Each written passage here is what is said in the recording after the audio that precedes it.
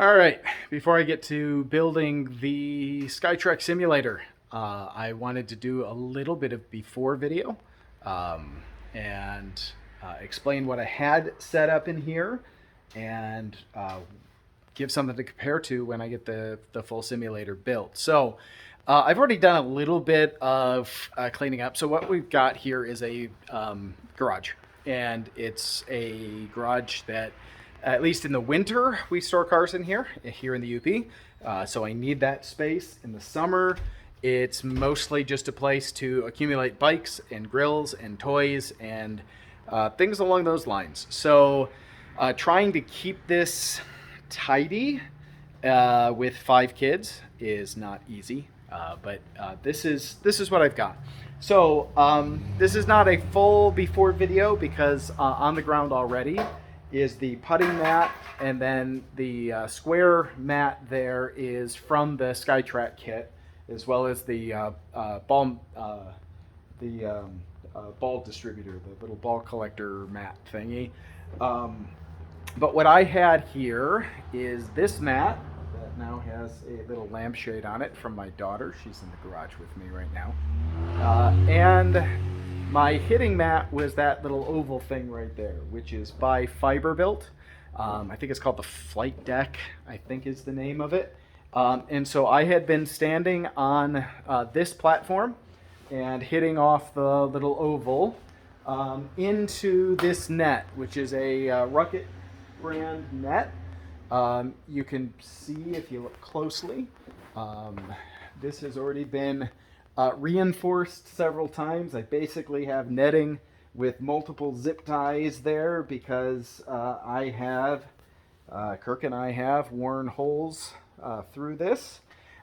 Behind the net is an old mattress that we've had out here for years that I just draped a piece of vinyl over that serves as an alignment tool for the flight scope. So the Mevo was sitting back here on that little platform, and I had a little bridge of wood because the Mevo is supposed to be level with your hitting surface. So that was my setup in here. We have a good amount of room. I toyed around with different options here in terms of reorienting my hitting space, maybe hitting instead of across the back of the garage, hitting this way.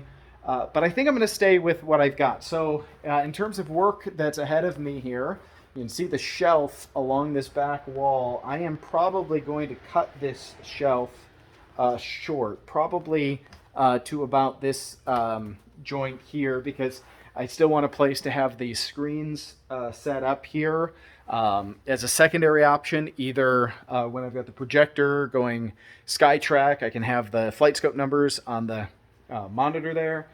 I also have other training aids, Hack Motion or Blast, or the Assaulted insoles. And I like having the other screens up so I can kind of build a whole training lab in here. So I'm going to have those monitors for that purpose, but I want to rip the shelf out further down the wall so I can build the whole cage and screen section all the way up against there. So that's the plan. That's the work I'm going to try to get going on this afternoon. And then we'll see how long that takes, and then set up the cage and get the projector mounted. The other thing I'm dealing with here, those of you who have followed me on Twitter for a while know my garage ceilings here are not adequate for hitting driver. And we are exploring some options. The trusses run this way, the same way that I hit. And we're going to look at options possibly of reinforcing those higher up, just where the swing follow through is, and raising that little part of the ceiling, maybe be able to swing driver in here. We'll see. That's stage 2 or 3 or whatever of this process.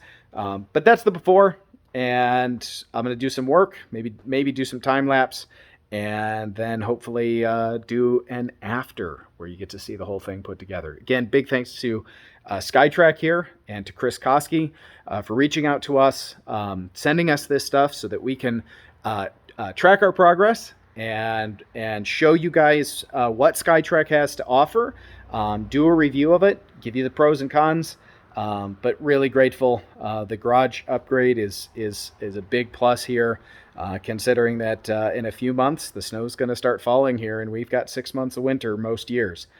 So it means a ton to us. So we'll check in again later as the progress unfolds.